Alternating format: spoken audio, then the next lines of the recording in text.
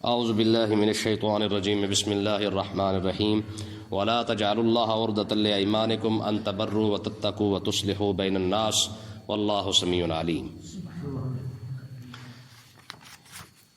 کل کے سبق کے اندر جو ہے وہ عورت کے ساتھ ازدواجی زندگی کے جو معاملات ہیں ان کو بیان کیا گیا تھا۔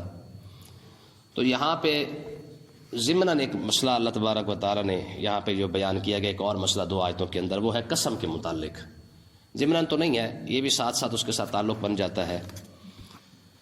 بار بار لوگ قسمیں اٹھاتے ہیں، تو اس کے متعلق اللہ تبارک و تعالیٰ نے ان دو آیتوں کے اندر جو ہے وہ اس قسم اٹھانے والے کے بارے میں بیان فرمایا ہے۔ بعض اوقات انسان اچھے کاموں کے لیے بھی قسم اٹھا لیتے ہیں کہ بس اللہ کی قسم آج کے بعد میں تو تمہارے کام کے اندر نہیں آؤں گا بھائی، ٹھیک ہے جی۔ تو اللہ تبارک و تعالیٰ نے اس آیت کے اندر فرمایا رب کا نام جو ہے نا وہ اس کام کے لیے نہیں ہے کہ تم اس پر جو ہے وہ نیکی کے کام پر بھی قسم اٹھا لو کہ میں نے جو ہے وہ نیکی کام پر کام بھی نہیں کرنا ہے، ٹھیک ہے۔ رب کا جو قسم اٹھائی جاتی تھی نام کی، وہ تو نیکی کرنے کے لیے اٹھائی جاتی تھی۔ تو اگر کوئی شخص نیکی نہ کرنے پر قسم اٹھا لے تو فرمایا اللہ تبارک و تعالیٰ کا نام اس لیے نہیں تھا کہ تم جو ہے وہ نیکی کو روکنے کے لیے جو قسم اٹھانا شروع کر دو۔ جیسے آج کے طور پہ مثال کے طور پر لوگ کہتے ہیں جی اگر کوئی دو بندوں کی آپس میں لڑائی ہو جائے اور کوئی بات ہو جاتی ہے تو وہ کہتے ہیں خدا کی قسم میں تو آج کے بعد بھی تمہارے درمیان نہیں آؤں گا، میری توبہ ہے جی میں تو آج کے بعد کسی کی بھی صلح نہیں کرواتا، میں میاں کسی کے پنگے میں نہیں آتا، ٹھیک ہے جی، میں قسم اٹھا لیتا ہوں جناب میں نے کسی کا بھلا کرنا ہی نہیں ہے۔ یہ عام لوگ مثال دیتے ہیں، باتیں کرتے ہیں، یعنی نیکی کے کام پر قسم اٹھا لینا اور یہ کہنا کہ جی میں اب قسم اٹھا چکا ہوں اور میں نے آج کے بعد کوئی فلانا نیکی کا کام نہیں کرنا ہے۔ تو یہ اللہ تبارک و تعالیٰ نے اس کے متعلق ارشاد فرمایا ولا تجعلوا اللہ عرضۃ لایمانکم، فرمایا کہ اپنی قسموں کو اللہ تبارک و تعالیٰ کا نام لے کر آڑ نہ بناؤ، ٹھیک ہے۔ رب کا نام لے کر اپنی قسموں کو آڑ نہ بناؤ، اللہ کا نام جو ہے وہ لے کر جو اس کو اپنی قسموں کا آڑ نہ بناؤ۔ ان تبروا، کسی پر احسان کرنے میں، وتتقوا، پرہیزگاری اختیار کرنے میں، وتصلحوا، اور لوگوں کے درمیان صلح کروانے میں۔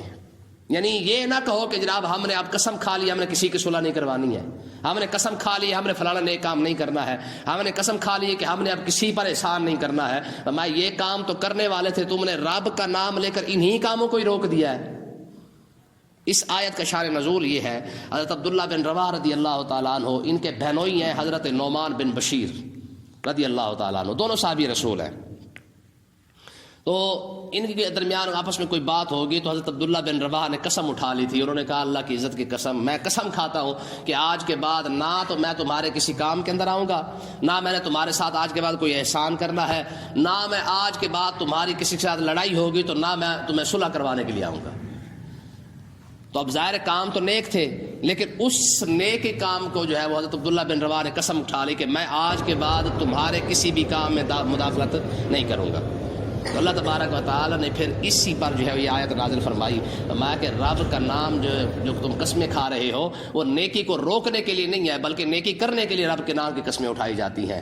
تو لوگ اس بات پہ قسم اٹھا لینا کہ جناب میں نے آج کے بعد نیکی نہیں کرنی ہے، میں نے آج کے بعد تقوی اختیار نہیں کرنا ہے، میں نے لوگوں کے درمیان صلح نہیں کروانی ہے، یہ بات نہیں ہے۔ اگر کوئی بندہ یہ ایسی قسم اٹھا لے، آقا علیہ الصلوۃ والسلام کا فرمان بھی ہے، آقا علیہ السلام نے ارشاد فرمایا اگر کوئی شخص قسم اٹھا لے کہ میں فلاں کام نہیں کروں گا، لیکن اسے بعد میں پتہ چلا کہ یار اس کام میں کرنے کے اندر جو ہے وہ زیادہ بہتری ہے، تو آقا علیہ السلام نے ارشاد فرمایا کہ بہتر ہے قسم کو توڑ دے، قسم کا کفارہ دے دے اور وہ نیک کام کر لے۔ بات سمجھے کہ نہیں آئی؟ یعنی پہلے قسم اٹھائی تھی کہ میں نے یہ کام نہیں کرنا، لیکن اسے بعد میں سمجھ آیا کہ نہیں یار اس کام کے اندر تو بہت زیادہ بہتر تھا، اگر میں ایسے کر لیتا تو ذرا بہتر تھا۔ پھر اسے یاد آیا یار اب میں قسم اٹھا چکا ہوں، میں کیسے بات کروں، کیسے کام کروں وہ؟ تو آقا علیہ الصلوۃ والسلام نے ارشاد فرمایا کہ تم پھر قسم توڑ دو، قسم کا کفارہ دے دو، کفارہ دینے کے بعد تم وہ نیک کام کر لو، واللہ سمیع علیم۔ اللہ تبارک و تعالیٰ نے ارشاد فرمایا کہ رب سنتا بھی ہے اور جاننے والا بھی ہے، یعنی رب جانتا ہے کہ تم جو کر رہے ہو اس میں پریشانی والی کوئی بات نہیں ہے۔ یہ رب خود ہی فرما رہا ہے کہ تم جو ہے وہ ایسی قسمیں اول تو اٹھاؤ نہ جس سے نیکی کے کام کو روکا جائے، اگر اٹھا لی ہے تو پھر بہتر ہے کہ ان قسموں کو توڑ دو اور نیکی کا کام کر لو۔ آگے دیکھیں جی، لا یؤاخذکم اللہ باللغو فی ایمانکم، میں اللہ تبارک و تعالیٰ تم نے جو لغو قسم کی قسمیں اٹھائی ہیں اللہ تعالیٰ ان پر مواخذہ نہیں فرمائے گا۔ اکثر لوگوں کی عادت ہوتی ہے نا جی، بات کرتے کہتے قسم نے میں تو انج نہیں کیتا، بات میں قسم اٹھائیں گے، خدا کی قسم میں نے ایسا نہیں کیا ہے، خدا کی قسم میں تو ایسے کر دوں گا۔ عرب کے اندر آج بھی وہ بہت زیادہ قسمیں اٹھاتے ہیں، بات پر واللہ واللہ واللہ، کہ یہ واللہ کا معنی قسم اٹھانا ہے۔ واللہ کا معنی کیا ہوتا ہے؟ قسم اٹھانا ہے۔ آقا علیہ الصلوۃ والسلام نے کئی بار یہ لفظ استعمال فرمایا، بلکہ بخاری اور مسلم کی حدیث پاک کے اندر آتا ہے، آقا علیہ الصلوۃ والسلام ممبر پر تشریف لائے اور آپ نے ارشاد فرمایا واللہ ما اخاف علیکم ان تشرکوا بعدی، حضور نے ارشاد فرمایا مجھے اللہ کی عزت کی قسم میرے بعد میری امت شرک نہیں کرے گی۔ وَلَٰكِنْ أَخَافُ عَلَيْكُمْ أَن تَتَنَافَسُوا فِيهَا، ہاں مجھے اس بات کا ڈر ہے کہ میری امت پر دنیا کے دروازے کھول دیے جائیں گے اور وہ اس کے اندر رغبت جو ہے وہ کریں گے اور دنیا کے پیچھے چل پڑیں گے اور دنیا کو زیادہ سے زیادہ اکٹھا کرنے کی کوشش کریں گے، لیکن واللہ ما اخاف علیکم ان تشرکوا بعدی، حضور نے فرمایا مجھے اللہ کی عزت کی قسم میرے بعد میری امت شرک نہیں کرے گی۔ ٹھیک ہے نا؟ تو آج بھی لوگ یہ ہے اس طریقے سے واللہ واللہ کے کر کے قسمیں اٹھا لیتے ہیں۔ تو اللہ تبارک و تعالیٰ نے ارشاد فرمایا کہ اگر تو ویسے تکیہ کلام کسی کا بن چکا ہے تو غلط، کہ اگر کوئی ویسے بات کر دیتا ہے، بات کے اندر کوئی قسم اٹھا لیتا ہے، تو میں اس کا مواخذہ نہیں ہے، وَلَٰكِن يُؤَاخِذُكُم بِمَا كَسَبَتْ قُلُوبُكُم، اگر کوئی شخص دل سے اپنی قسم اٹھاتا ہے اور ارادے کے ساتھ ہی اٹھاتا ہے، فرمایا قیامت والے دن اس کا مواخذہ ضرور ہوگا کہ قسم توڑی کیوں تھی یا قسم کو پورا کیوں نہیں کیا۔ آپ ذرا اس مسئلہ سمجھ آیا کہ نہیں آیا؟ ایک ہے زبان سے ویسے ہی قسم اٹھا لینا، ایک ہے ارادہ کر کے دل کے ساتھ جو ہے وہ بالکل پکا ارادہ کر کے نیت کے ساتھ جو ہے وہ قسم اٹھا لینا کہ آج میں قسم اٹھا رہا ہوں اس بات کی کہ میں آج کے بعد ایسا نہیں کروں گا۔ جیسے پنچایتوں کے اندر ہوتا ہے یا جیسے عدالتوں کے اندر بھی ہوتا ہے کہ لوگ وہاں پہ جو ہے وہ ارادے کے ساتھ باقاعدہ قسم اٹھا لیتے ہیں کہ جی آپ آج کے بعد تو مجھ سے یہ غلطی ہو گئی ہے، میں آج قسم اٹھا کے کہہ رہا ہوں کہ میں آج کے بعد یہ کام نہیں کروں گا۔ تو اگر کوئی شخص ارادے کے ساتھ قسم کھا رہا ہے تو فرمایا وَلَٰكِن يُؤَاخِذُكُم بِمَا كَسَبَتْ قُلُوبُكُم، فرمایا جو قسم تم نے ارادے کے ساتھ دل کے ساتھ اٹھائی ہے، میں قیامت کے دن رب اس کے بارے میں پوچھے گا ضرور کہ بتا جب قسم اٹھائی تھی تو پھر پورا کیوں نہیں کیا ہے۔ ٹھیک ہے جی؟ آج کل جیسے سودا بیچنے کے لوگ قسمیں اٹھا لیتے ہیں، کتنی بار آقا علیہ السلام نے شاہ فرمایا نا قسم اٹھانے سے سودا تو بک جائے گا لیکن اس کے اندر برکت نہیں ہوگی۔ لوگ یار کھڑے ہو کے بازاروں کے اندر آپ دیکھیں گے، بسوں کے اندر دیکھیں گے، لوگ بار بار قسم اٹھا لیں گے۔ ٹھیک ہے جی؟ سودا بیچنے والا جو ہے وہ منٹ مار کے جناب اللہ سب سے پہلے قسم کھاتا ہے، کہتے ہیں اللہ کی قسم جو کپڑا میں نے آپ کو دیا یا کسی کو نہیں دیا، حالانکہ یہ سیدھا جھوٹ بول رہا ہوتا ہے۔ بات سمجھے کہ نہیں آئی؟ تو اللہ تبارک و تعالیٰ نے ارشاد فرمایا واللہ غفور حلیم، اللہ تعالیٰ بخشنے والا بھی ہے، حلم والا بھی ہے۔ بخش اس لیے دے گا کہ جو زبان سے ویسی قسم اٹھائی ہے فرمایا اس پر تو مواخذہ نہیں ہوگا، لیکن اگر کسی نے دل سے اٹھا لیا تو اس کا مواخذہ ضرور ہو سکتا ہے۔ اور حلیم حلم والا بھی ہے، کیا ہے کہ اس کے نام کی بندہ قسم بھی اٹھائے اور پھر بندہ توڑ بھی دے، اس کا حلم ہی ہے نا۔ حلیم کس کو کہتے ہیں؟ برداشت کرنے والا، یعنی اس کے نام کو لوگ مذاق بنا لے پھر بھی عذاب نہ دے، اس سے یہ حلیم ہے۔ ٹھیک ہے نا؟ کہ لوگ اس کے نام کی قسمیں اٹھائیں، مذاق کے طور پر لوگ اس کا نام استعمال کریں۔ ہے جی گلی محلے کے اندر اپنی کلفی بیچنے کے لیے، یار 5 روپے کی ٹافی بیچنے کے لیے لوگ قسمیں اٹھا لیتے ہیں، اپنا سودا بیچنے کے لیے لوگ قسمیں اٹھا لیں۔ آپ کسی کے نام کا مذاق اڑائیں وہ فوراً منٹ سے پہلے آپ کے ساتھ لڑائی کر دے گا۔ ایک وہ ہستی وہ ذات بھی تو ہے نا جو دن رات دیکھ رہی ہے کہ اسی کے بندے اسی کے نام پہ جھوٹی قسمیں کھاتے رہتے ہیں۔ فرمایا حلیم، وہ پھر بھی حلم والا ہے، پھر بھی معاف فرما رہا ہے، فرمایا کوئی بات نہیں۔ ٹھیک ہے نا جی؟ کتنی بڑی بات ہے یہ، رب کی اشار قدرت ہے کہ نہیں ہے؟ اتنی قدرت والا رب ہونے کے باوجود اس کے بندے اسی کے نام پہ دھوکہ دے رہے پھر بھی خاموش ہے۔ وہ ایک شعر تھا کہ ہر ایک خدا بننے کی کوشش میں ہے مصروف، ہر ایک خدا بننے کی کوشش میں ہے مصروف، لیکن یہ تماشا بھی خدا دیکھ رہا ہے۔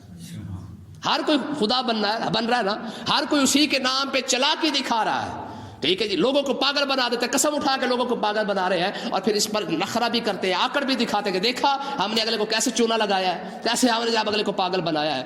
چلو تو نے ایکس کو پاگل بنایا ہے، جس کے نام کی قسم اٹھائی ہے بتا اس کے ساتھ کیا کرے گا؟ یعلم خائنۃ الاعین وما تخفی الصدور، فرمایا اس کی تو شان یہ ہے کہ اگر کوئی آنکھ سے اشارہ بھی کرے تو وہ تو اس کو بھی جانتا ہے، جو سینے کے اندر بات کھڑی ہے وہ تو اسی کو بھی جانتا ہے، جو آنکھوں کے اشاروں کو جانتا ہے، جو سینے کے راز کو جانتا ہے، تیری چلاکی کو نہیں جانتا تو جو قسم اٹھا کے تو نے جو بات کی ہے، کتنی بڑی بات ہے۔ ٹھیک ہے جی؟ تو اگلے مسئلے کو دیکھیں، ایک اگلی قسم ایک آ رہی ہے. دور جاہلیت کے اندر لوگ قسم اٹھا لیا کرتے تھے اور طلاق بھی دیا کرتے تھے. تو طلاق دینے کا طریقہ کیا ہوتا تھا کہ وہ ایک طلاق دے دیتے اپنی بیوی کو, 4 مہینے کے اندر اندر جو ہے پھر دوبارہ اس کے ساتھ رجوع کر لیتے. ٹھیک ہے, رجوع کرنے کے بعد پھر اسے طلاق دے دیتے, پھر رجوع کر لیتے. تو اس طریقے سے ساری زندگی نہ اس کو لٹکا کے رکھتے عورت کو. ٹھیک ہے, جب ایک شخص نے اپنی بیوی کو ایسی بات کی, اس نے کہا نہ میں تمہیں آزاد کروں گا, نہ میں تمہیں اپنے ذات سے سکون دوں گا, یعنی نہ تجھے میرے گھر میں سکون ملے گا, نہ میں تجھے کہیں اور جانے دوں گا, آزاد بھی نہیں کروں گا, تجھے طلاق دے دیا کروں گا. طلاق دینے کے بعد جو ہے پھر تمہیں اپنے پاس میں رجوع کر لوں گا, میں اسی طریقے سے ساری زندگی میں نے تجھے ایسے ذلیل ہی کرنا ہے. اب دیکھیں اس آیت کے اندر اللہ تبارک و تعالی نے حقوق نسواں کی جو پاسداری ہے وہ اسی آیت کے اندر آ رہی ہے.